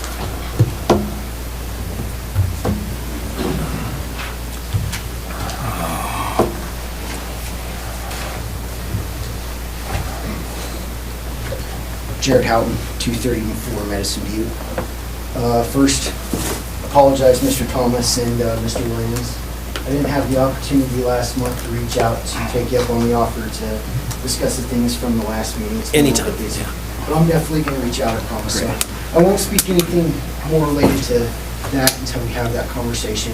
I just did have a quick question because there's a lot of concerns brought up about the facility maintenance throughout the district. And so for the folks that were here when the discussions about the domes came about, my question is was that considered when these maintenance issues were coming up? And then the second question is what is the life expectancy of those domes? And what is going to be the yearly operating cost to keep those domes up to standard? Well, Chairman Peterson, members of the board, as you know, typically questions like that we can't answer now, or we can wait and respond within 30 days as our policy dictates. So we can put those answers together and send them to you if that'll work. Sounds good. I appreciate that. Yeah. So I will, according to not according to, but I want Mr. O'Neill to address, how often are those domes used?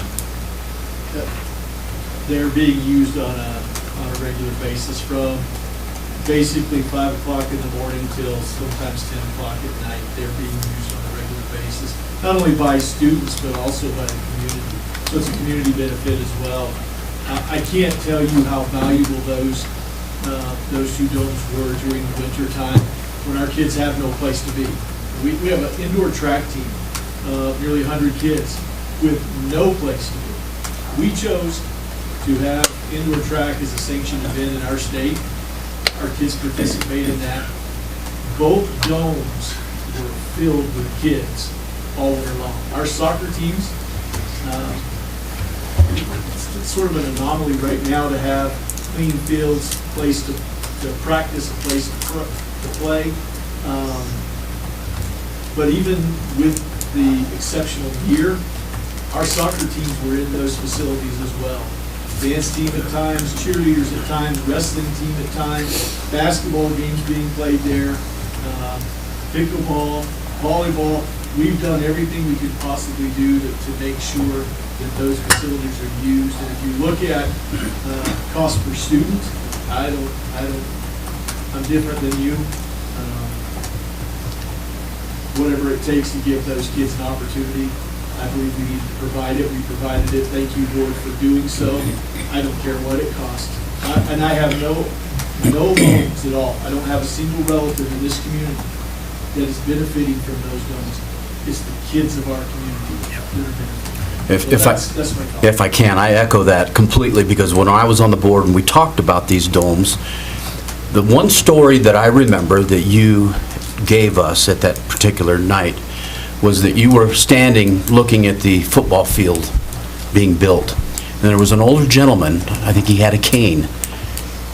Wasn't me, huh? You don't have a cane? Might have been. But if you recall, he said, should have done this 20 years ago. And that statement right there, when I was a member of the board, convinced me that the domes were the right decision, because as you stated, the cost, yeah, there's a cost associated with it, but the benefit far outweighs with the students and the community. Yeah. Completely. And I still, as a member of this board today, still agree with that. And I'm glad that we, as a board at that time, said, yes, let's do this. No, I don't want to beat up on you on this, I don't. You know, I know your opinion. And the thing is the thing that we've dealt with for the past 20 years is we are a 4A school, and we are the only school at the 4A level and 3A level that does not have an auxiliary gym to put kids. The only one. So the ability to bring in those domes to be able to put those kids, 125 kids running up and down our hallways in our high school, was not good for the high school, not good for their shins, and not good for the carpet. So we had to go after a facility that was going to allow the optimum space for kids to be able to go into and be able to participate. How many kids do we have? 75%? 75-80% of our kids are involved in extracurricular activities. And I would just say, we tried to pass a bond to build a field house. I don't know if you remember that. Yep, I'm actually going to be there. So Yeah, that field house was going to be, in terms of square footage, these two domes created far more square footage and obviously a much lower price overall. I don't know what the life is going to be. I don't think anybody can ever guess that. I hope they last well after I'm gone from this earth. I don't know if that's going to happen or not. But I know this, every single day, our kids benefit. So as long as they stay up, we continue to keep them inflated, it's going to benefit our kids. So that's just my thought. And again, I'm not trying to put you down at all. What I'm saying is what it means to me personally for our kids and our community. I don't think you can place a value on it. So thank you, Board, for that. Mr. O'Neill, I have a question too.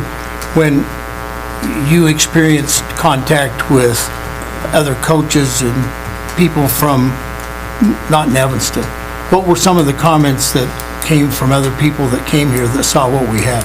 Very jealous. I gave many tours during the fall and winter. I know I wasn't supposed to even last year, but I did. And they were all impressed with what our kids have. And every single one of them said, let's bring our school board over and let them see what you have. Nearly every school in Wyoming should have these, just because of the environment we live in. We're in a unique situation, especially in the western side of the state. You know, we usually have snow stacked on the south end of the football stadium. even today, making it really difficult for our kids to run track or play soccer. We're playing in the marsh down there, even as we do the best we can to make it the best they can. But he's created an opportunity that can't be replaced, in my opinion. I can't recall, maybe you can help me, Jaron. What would the cost have been for a brick and mortar structure of that square footage? Over $30 million. Yeah. Okay.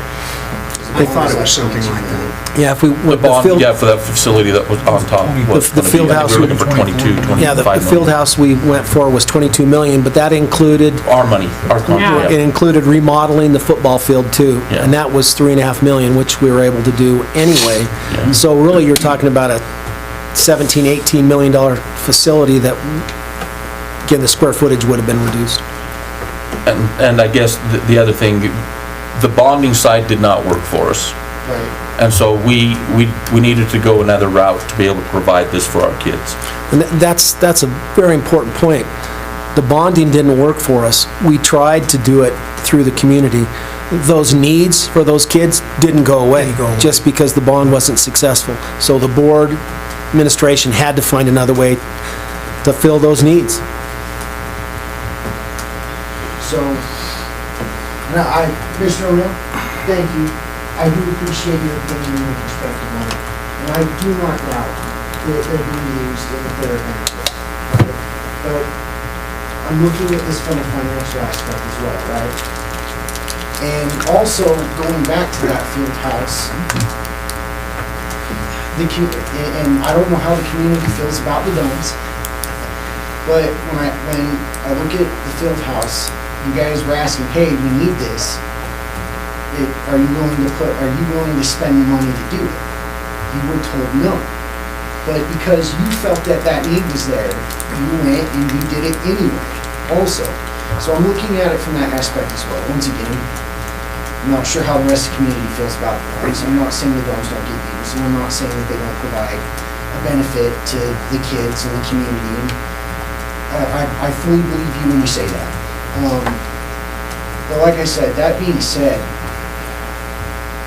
I have a problem when it comes to, we're just gonna throw money at this because, we feel like it's gonna be a benefit of not fully understanding what the full cost of that's gonna be. Especially with the economic times we're in right now, and I understand that you guys won the lawsuit against the Wyoming Department of Education. From my understanding, that's being appealed. So that's not still 100% guaranteed yet. So... May I interrupt you? Absolutely, sure. So what do you want us to do? Do you want us to take the domes down? No, I'm simply... I don't understand the question. Okay, well, let me explain it to you. We'll get there. Well, you've had a chance and haven't done it yet, so... Well, we'll get there, I promise. Well, let's get there soon. Yeah. Okay. Yeah. So, I appreciate your respect, thank you. So, my thing is of course, how did we look at this when we decided to put the domes up from a financial perspective? You said that we can talk about that. The other aspect of this is you guys were told no on the field house, and you went around anyway. Yes, sir. If I might, and I can't speak for the whole community, I can't, right? Right. But I can tell you, do you know who would have bore a very good chunk of that field house as far as a tax base? A lot of your energy and things is left UNT County, right? Right. So who that would fall to? It's property tax, which would be your landowners. That's me. That's Broadbent and Company. That's anybody who owns property more than just their home. Right. And bottom line, there's no way we could have afforded it. Right. And so it's not that we were saying no to the kids. That's absolutely not what we were saying. What we were saying is there a better, more economical option to provide this for the kids? And what the school district did, exactly what Mr. Thomas said, is we said, we can do it ourselves. As a school district, we can, and we can afford to do it ourselves, and so that's the route we took. I'm not disagreeing that the community wouldn't have liked to maybe have helped out, but to that extent, we couldn't. I mean, like you said, the economic place we're in right now, it was just too much. It was more than... But the community I don't think the community ever said, we don't want to help our kids. Chairman Peterson, if I may also add that it's important to note that none of the financing of the dome was done in secret. No. It was all public. We had meeting after meeting after meeting. We talked about the life expectancy. financing We and talked the what's going to maintenance happen in 10 years. Discussed it all. So it was Over and over. Oh, there was discussions Publicly. about every bit of it before we We had, approved it. we had a hearing on the domes and how we were going to spend the money. We had a hearing on the ESSER funds and how those monies were going to be spent. We had to get those approved through the state. And if you've ever tried to get anything approved for the state, the red tape there is huge. We didn't hide any of this. We made it very clear there is a need and we're going to do our best. If you look at the timing of this, we were probably bad timing in terms of going out to bond for a field house right after COVID. But the timing was perfect for us to have funds available, one-time funds, that we could meet the needs and demands that we had. Never in the history of this district have we had those kind of funds in the past, one time. And those ESSER funds are now gone. The bulk of those ESSER funds went to our employees. But we were able to save enough money, wise stewards, I believe, to pay for the domes. In 10 years, that's my goal, that they last 10 years. We either do something else. Either we put new bubbles up or we put a hard surface over the top of that concrete. That concrete will be there for 40 years. So we have options. The board, the community will have options in 10 years. But for 10 years, how many kids are going to benefit from those two domes and the solution that you guys came up with? Well, and I think the point is this was a need, it wasn't a want. Just because the community wasn't willing to, pay the bond amount and pay extra on their taxes for whatever reason that might be, the need was still there. We had to have a place to put our kids because of our inclement weather. I mean, our soccer team, I had kids, I don't have any more in the school district anymore, but all of them played soccer. And we were the last school district to be able to practice on a grass field because it took forever for the snow to melt. We had to have it. And regardless of whatever we came up with, the domes seemed to be the best possible solution to that. But it wasn't a want, it was a need, and we found a way to fulfill that. And it's like Mr. O'Neill said, you can't put a price on it. Back to you, Caleb, to your point. I was against the bond, but I was absolutely for the domes. Oh, and that's what I was going to say. I can't speak for the community, but as far as a lot of the agriculture community, they think the domes are absolutely. In fact, I can tell you specifically when we were waiting on funds. Can we stand the domes? And my dad literally said, "Well, it'd be pointless not to stand them now. You've got them here. Let's put them up. Let's spend the money and put them up and get some kids in them." And so, like I said, I can't speak for the whole community, but along with what Brian's saying, the bond was just going to be too taxing on the community. It's not that we didn't want to help the kids. And so when the opportunity came and we saw what the school district was going to do, I think your community would be proud of what we've done. I was going to say, all along, I think this group voiced that 22 million was probably too much. But if you remember, it was the football field. It was a separate soccer complex, and then it was a field house for indoor. So it actually took the size of the field house and shrunk it down because we were going to have a soccer complex next to it. We thought out of the box, and now this football field and the soccer complex is the same. And we solved the indoor issue. It's not the greatest solution, but it's one we could afford, and that's an argument that we could have over and over again. So I just want to tell you, we are really good stewards of the money. We are, right? John Williams we are in part very conservative. The funds that we use to build the dome is money that we have saved for years. How many years have we been saving money? 2009. 2009. We have been putting that money away for something like this. Then, with the discussion came before the board, are we going to go borrow the money for it, or are we going to pay for it internally? So we paid for it, so we didn't have to pay interest. We're paying ourselves back on the money for it. So we are conservative, but there is a need. And as Ms. Welling said, there was a year our soccer kids did not get on a field until they went to regionals. So I've got one question.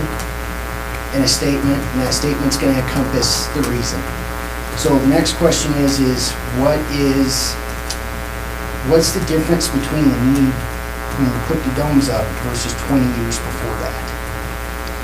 Was there still a need 20 years before that? Oh, or yeah. is this a recent I can thing? tell you, in 2004, 2003 was when we started soccer. We haven't had a place for our soccer kids since 2003. I was the principal at the time at the high school. Okay. We put them on UN EMS. Meadows, we put them on EMS, we tried. Well, and there were teams that wouldn't come play us Yeah. if they had to play on the EMS field because it wasn't That's right. regulation. We had the state hospital.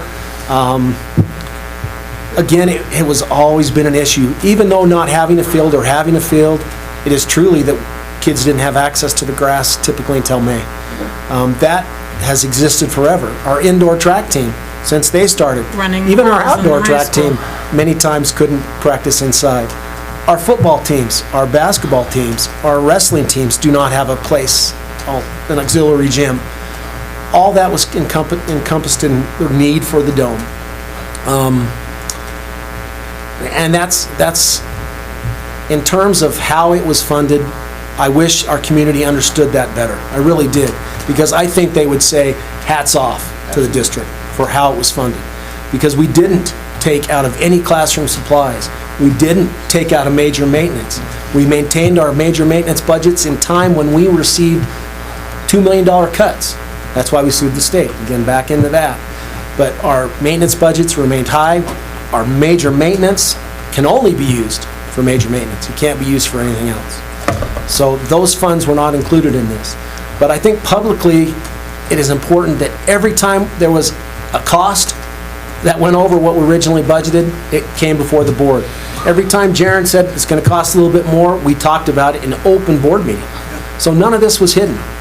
The public should have been aware of these domes for 2 years before they went up, because that's how long we talked about them. Right. Once again, to answer Mr. Wheeler's question, the intent of my line of questioning is just to get an understanding on where you guys were with it and to get a little bit more detail on it so that I could fully understand when it comes to talking about the maintenance cost and the life expectancy of the building, just to understand if that was considered. And if it was, and it was still, you guys still felt like that it was the best option, I can respect that.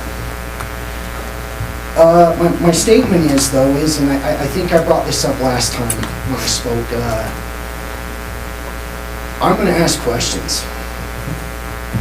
I'm a voter, I'm a citizen, I've served my country, and I pay taxes. If you don't like that, that is tough. Now, every time I've come up here and I've spoken to you guys, I can't imagine I've been disrespectful. No, to anybody. And hopefully we haven't either. Well, today, questionable. So I'm just going to lead by stating, I expect that same courtesy to me, no matter what I'm up here saying. Thank you. Thank you. Before you go, I'll offer you an opportunity to come and visit. I'll give you a tour. Absolutely. You do that. Absolutely. I'll reach out. All right. Yep, it is. All righty. Any more discussion? Public comments? There's not a microphone where? Usually there's a microphone, and I hate it, and this one time that I want to Usually there's not one there. Are you coming up for public comments? Speaking for Janice Davis. No. Chairman Peterson, members of the board, I just want to take this opportunity. I got two things. One, Horizon High School was recognized, was that yesterday? By the State Superintendent of Public Instruction. Janice was there. She may address that during the board roundtable. But I just wanted to say what an incredible opportunity that was for the WDE and the leader of that organization to see Horizon and see the great things that they're doing there, particularly around their community connections and the cool things that they are doing to connect those students back to our community, whether it's the senior center. They've done some amazing things. I encourage you to talk to Brent to find out exactly what they're doing, because it is some really amazing stuff. And they were one of seven, or there were 7 schools that were recognized for this tour of excellence, and Horizon was one of them. So really cool opportunity. The second thing is to publicly recognize Ryan. I want to make sure that he gets credit for the bravery that he exhibited when he encouraged us to join the lawsuit. And that was a big chance. And my friends have like different sayings for when you take those kind of chances, and none of them are appropriate for these people. But that was a big risk. And Mr. Houghton asked about, how much did that cost? Over the 3 or 4 years, it was less than $75,000 for us to be a part of that lawsuit. Ryan, not only, if he wasn't the first, he was one of the first to get their district to join with that lawsuit. And he encouraged and got others to join as well.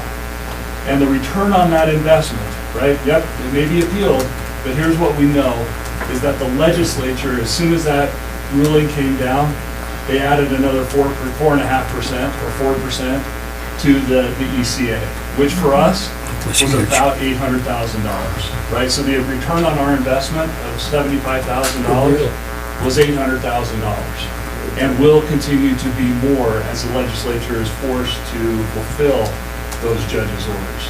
So I don't think our community really understands the bravery and the leadership that we have in Ryan, and I wanted to make that public and take that opportunity to thank him for what he did, not only for our kids here in Evanston, but every district, whether they join the lawsuit or not, is going to get more money. They got at least 4% more money in the ECA because of what he did and what the WEA did. So, thank you.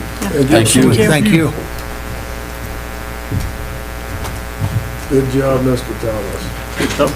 Yep. Hey. And Mr. Williams, right? Yes, sir. Yeah. On all counts, right? Right. All right, any more public comments? Nope. We can now move on to our action items. So we'll move on to the action items. I need a motion to approve the resignations and contracts as discussed in executive session. I have a motion. I need a second. Second. I have a motion, I have a second. Any discussions? All in favor say aye. Aye. Any opposed? Ayes have it. Resignations and contracts have been approved. I need a motion to approve the technology expenditures for 25-26. Mr. Chairman, I move that we approve the technology expenses for 25-26 school year. Second. I have a motion, I have a second. Any discussions? All in favor say aye. Aye. Any opposed? Ayes have it. Motion carries. That's the end of our action items. We will now move on to the board roundtable. Okay, I have a couple. First of all, I want to thank Doug for bringing that up, and we are very appreciative of what all of you have done to get us where we're at.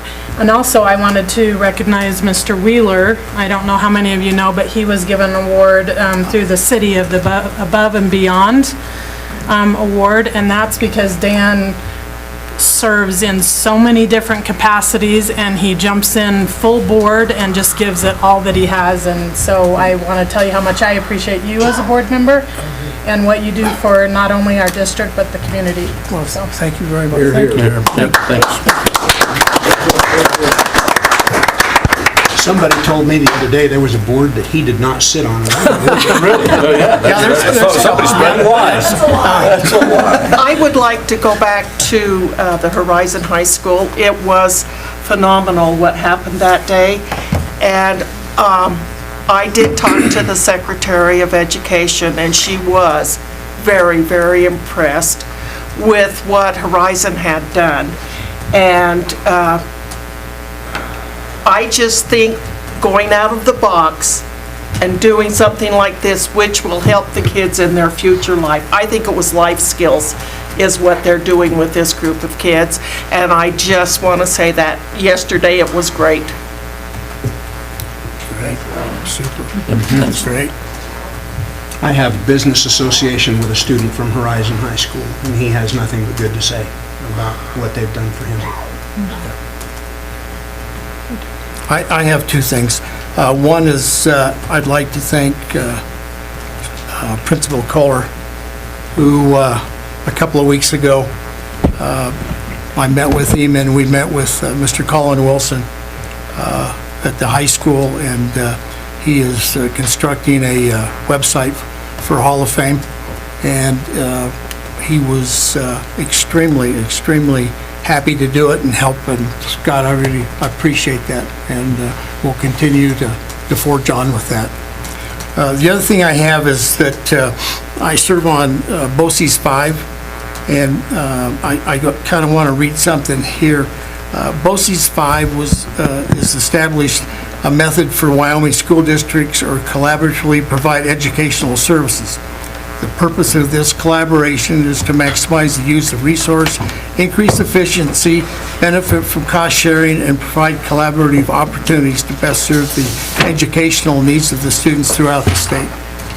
And we as a board decided not to fund BOCES 5, and there have been a couple other districts who have made that same decision, but they encouraged me to stay and be part of the board and to help them in any way we can.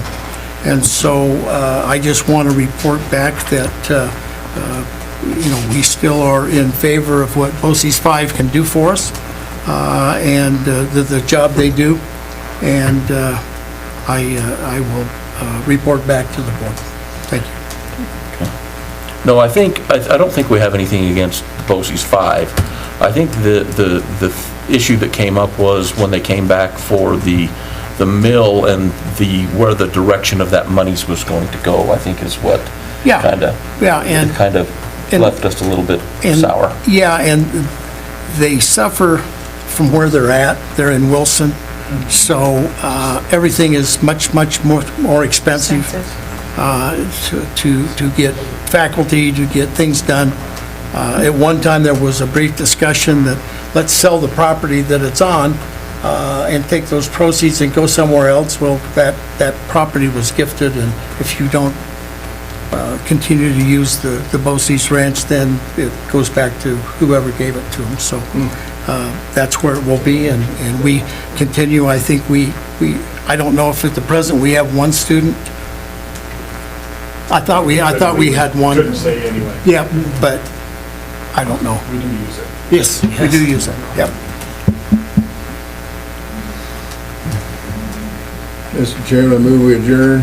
Oh, wait, did you have? Yeah, I just had one thing. That's all right. I would recommend that in the Dunning scholarship that the Horizon students be considered as well. Great That would be my suggestion. recommendation. Yeah, that'd be great. Nope, sounds good. What are you going to do with it now? Now I move that we listen to his movement.